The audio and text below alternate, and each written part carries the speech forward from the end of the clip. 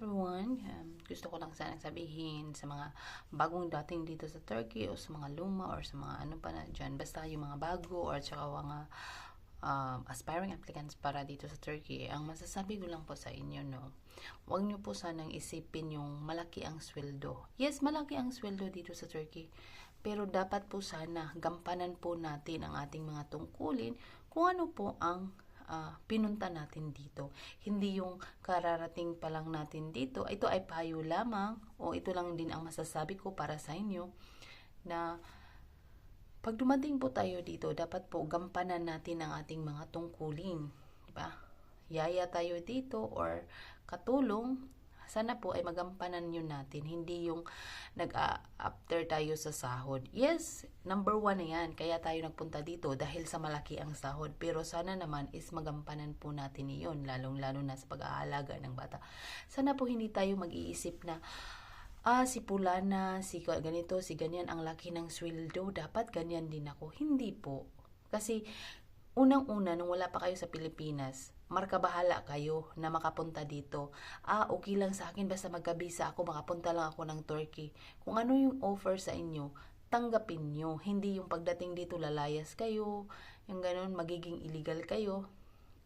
Hindi ko ito sinasabi na nagmamarunong ako. Ito ay payo ko lamang at naobserbahan ko. Kasi ang daming pong mga illegal dito at marami na po ang nahuhuli. Isa na yung mga kaibigan ko. Ganun. Pahigpit na po kasi dito. Kaya ang masasabi ko, pagpunta kayo dito, gampanan nyo ang inyong mga tungkulin. Hindi yung maghahangad ka ng sana ganito yung amo ko, sana galante yung amo ko, sana ganito yung amo ko. Kasi yung amo ni ano yun hindi mo yun amo. At saka kung ano man yung amo mo ngayon, dapat tanggapin mo. Alam mo kung ano lang magagawa mo, tanggapin mo ng buo at bukal sa iyong puso ang iyong trabaho. Magiging magaan po yun. Kasi pag nag-iisip po kayo na nakakapagod, yung bata, yung ganito. Ang bata po talaga is makulit po talaga yan. Hindi po dito lang yan sa Turkey.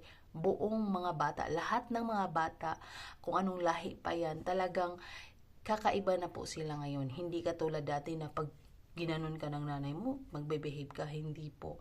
Lalo na dito, na sila ang masusunod, ang mga bata ang masusunod, natatalo ang mga magulang. Kaya po, kung ano man ang hangarin ninyo, kaya kayo pumunta dito, sana ay gampanan po natin. Hindi tayo mag-iisip ng sana ganito. Kasi alam nyo kung ano ang i-reward sa inyo ng Panginoon.